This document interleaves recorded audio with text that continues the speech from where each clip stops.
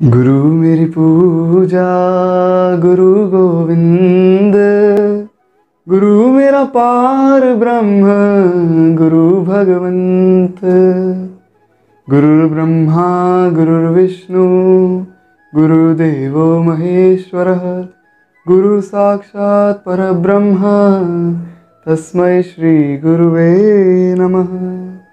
जय श्री सीताराम। स्वागत है आप सबका भगवत मार्ग में। ये हमारी series the way back to Godhead का 4th एपिसोड है और आज की वीडियो में हम लोग चर्चा करने वाले हैं गुरु के लक्षणों पर कि गुरु कौन हो सकता है और गुरु में क्या क्वालिटीज होनी चाहिए। तो हमारे शास्त्रों में, हमारे वेदों ने गुरु की बहुत महिमा गाई है और हमारे जीवन में भी अक्सर हम देखते हैं कि गुरु की बहुत महिमा है। एक स्पिरिचुअल मास्टर की, एक आध्यात्मिक गुरु की हमारे जीवन में एक बहुत इंपॉर्टेंस है। गोस्वामी तुलसीदास जी श्रीमद् रामचरितमानस में लिखते हैं कि गुरु बिन भवनिधि तरई न कोई, जो बिरंची शंकर सम होई। गोस्वामी जी कहते हैं कि इस भवसागर से पार आपको सिर्फ गुरु ही लगा सकते हैं। कोई भी व्यक्ति ऐसा नहीं हुआ जो संतों की या गुरु की कृपा के बिना भवसागर से पार हुआ हो, या जिसने भी भगवान को पाया है उसने गुरु की या संतों की कृपा से ही पाया है। गोस्वामी जी कहते हैं चाहे वो ब्रह्मा जी या भगवान शिव जी इतना बड़ा ज्ञानी ही क्यों ना हो, लेकिन उसे भी गुरु की ज़रूरत पड़ती ही है। यहाँ पर बात ब्रह्मा जी की या भगवान शिव की नहीं हो रही है। गोस्वामी जी के कहने का अर्थ है कि चाहे वो उतना बड़ा ज्ञानी भी क्यों ना हो, उसे भी गुरु बनाने की ज़रूरत तो पड़ेगी ही। तो गुरु की बहुत महिमा है। हमारे संत कबीरदास जी कहते हैं, गुरु गोविंद दो खड़े काके लागू पाए, और बलिहारी गुरु आपकी जो गोविंद दियो बताए। कबीरदास जी कहते हैं कि बलिहारी गुरु आपकी गोविंद दियो बताए, कि गुरु तो भगवान से भी बड़े हैं मेरे लिए, क्योंकि मेरे गुरुदेव ने ही मुझे भगवान से, मेरे गोविंद से मिलाया है। तो गुरु की महिमा अनंत है, अपार है। और गोस्वामी जी तो यहाँ तक कहते हैं कि अगर मैं इस पूरे संसार जितना बड़ा कागज़ भी ले आऊँ और सभी समुद्रों की स्याही भी बना लूँ, तब भी मैं गुरु की महिमा नहीं लिख सकता हूँ। परंतु ये जानना बहुत ज़रूरी है कि गुरु होता कौन है, एक गुरु के लक्षण क्या होते हैं और कौन ऐसा व्यक्ति है जो गुरु बनने के लायक है। क्योंकि हर व्यक्ति गुरु हो नहीं सकता और गुरु साधारण मनुष्य नहीं होता है। शास्त्र कहते हैं कि तुलसी वृक्ष न जानिए, गाय न जानिए ढोर, और गुरु मनुज न जानिए, ये तीनों नंद किशोर। कि हमें कभी भी माँ तुलसी को एक वृक्ष नहीं समझना चाहिए, गाय को साधारण जानवर नहीं समझना चाहिए, क्योंकि गाय माँ है। गाय साक्षात भगवान का ही स्वरूप है और गाय हमें दूध देती है, इसलिए वो हमारी माँ है। और इसी प्रकार गुरु भी साधारण मनुष्य नहीं होते हैं।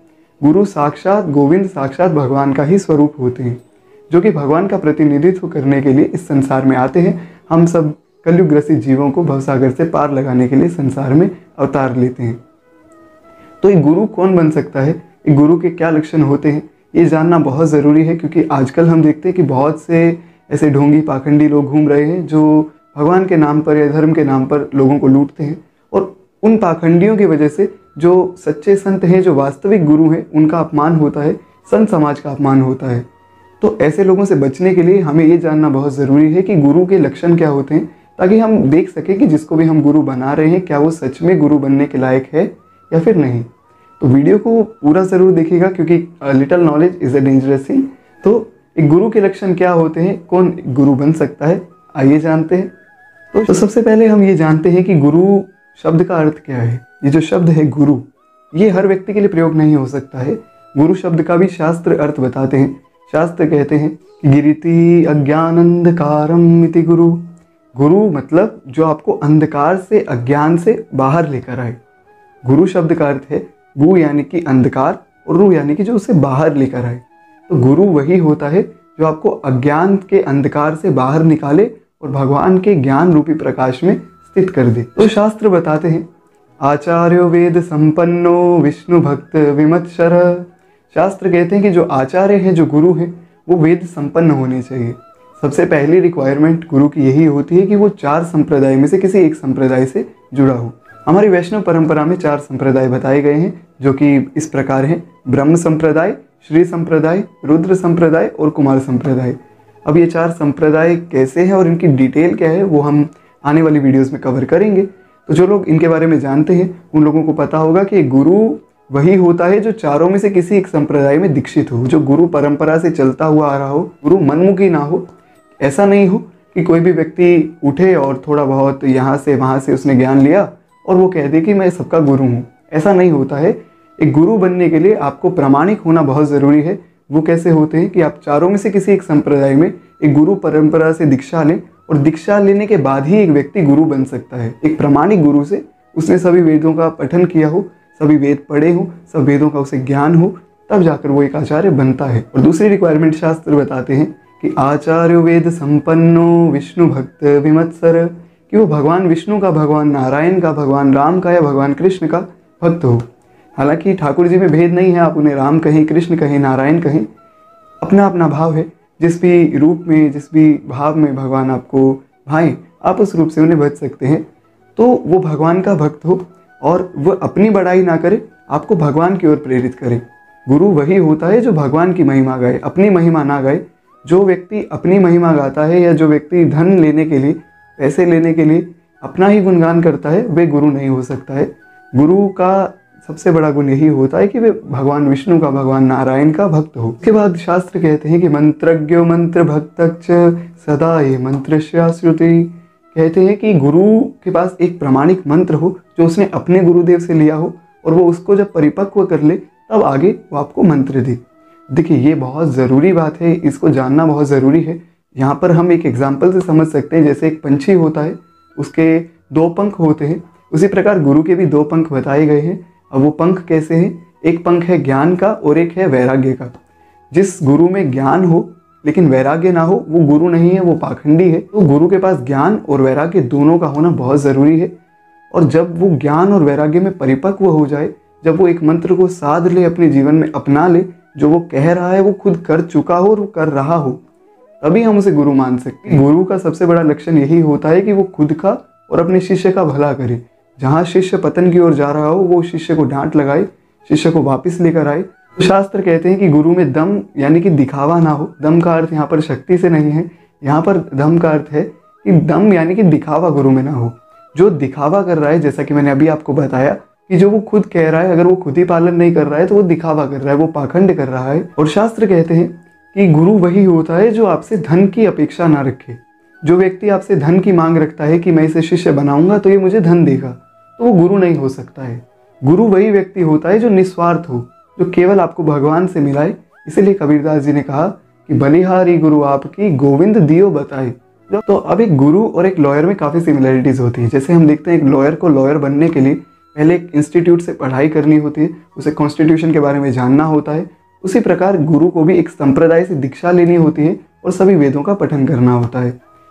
उसी प्रकार जिस प्रकार एक लॉयर जज से हमारी बात करवाता है और जज से हमारा एक कनेक्शन बैठाता है, उसी प्रकार गुरु भी हमारा कनेक्शन भगवान से करवा देते हैं। जो हम हमारा रिश्ता भगवान से भूल चुके हैं, उसे गुरु वापस याद दिलाते हैं और गुरु ही अनुग्रह करते हैं कि ये पतित जीव है, इसे आप अपनी शरण में लीजिए। गुरु के अनुग्रह के बिना आप कभी भी भवसागर से पार नहीं हो सकते हैं। यहाँ से हमें ये समझना है कि केवल ज्ञान देने वाला व्यक्ति गुरु नहीं होता है। हमें ऐसा लगता है कि जो व्यक्ति हमें ज्ञान दे रहा है वो गुरु है, ऐसा नहीं होता है। कोई भी व्यक्ति आपको ज्ञान दे सकता है, परंतु गुरु होना और ज्ञान देना इसमें बहुत अंतर है। तो संतों का ऐसा भाव है कि गुरु वही जो विपिन बिसावे, गुरु वही जो संत सिवावे, गुरु वही जो राम मिलावे और इन करनी बिन गुरु ना कहावे।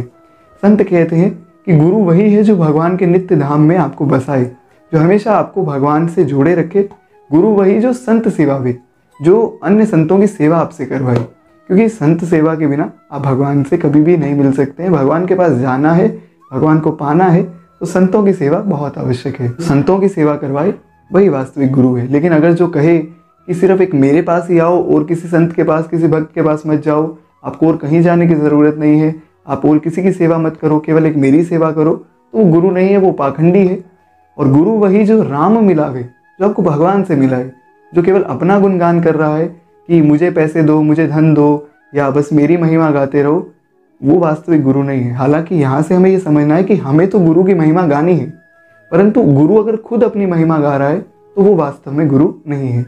और इन करनी बिन गुरु ना कहावे, और जो व्यक्ति इनमें से कुछ भी नहीं करता है वो गुरु नहीं है। तो यहाँ से हमें ये सीखना है कि जिसमें योग्यता नहीं है वो गुरु नहीं बन सकता है, और योग्यता के बिना जो गुरु बनते हैं उनके लिए संतों के वचन है कि कौन गुरु कौन छेला, नरक में ठेलम ठेला। वो नरक में जाएगा और साथ में उसके शिष्य भी नरक में जाएंगे। इसीलिए हमें गुरु बनाने से पहले ये बहुत सावधानी से देखना है, बहुत सूक्ष्मता से इस पर विचार करना है कि हम किसे गुरु बना रहे हैं और उसमें वो लक्षण हैं या नहीं है। और वास्तविक बात तो यही है कि हम उस लायक नहीं है कि हम गुरु के पास जा सकें। ये तो भगवान की बहुत कृपा होती है जब हमें गुरु का संग, संतों का संग मिलता है। तो हमें केवल भगवान से प्रार्थना करनी चाहिए कि हमें सच्चे प्रामाणिक गुरु का संग मिले, सच्चे संतों का संग मिले और उनका सानिध्य मिले। क्योंकि गोस्वामी जी कहते हैं कि बिनु सत्संग विवेक न होई, पर राम कृपा बिनु सुलभ न सोई।